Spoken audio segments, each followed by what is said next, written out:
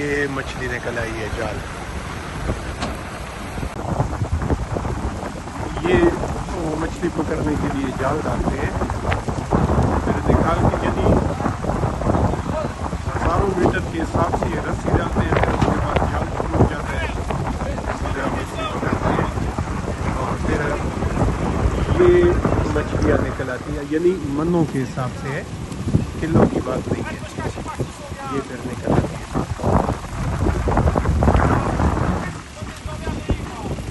ये फिर इस तरह तरपाल डाला हुआ है नीचे, उसके ऊपर डाल के फिर जो है ना डब्बों में डाल देते हैं, डब्बों में।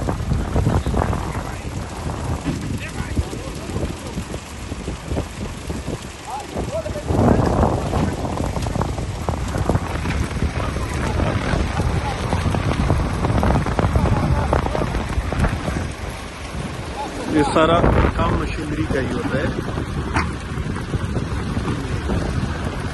ट्रैक्टर लगाए हुए हैं।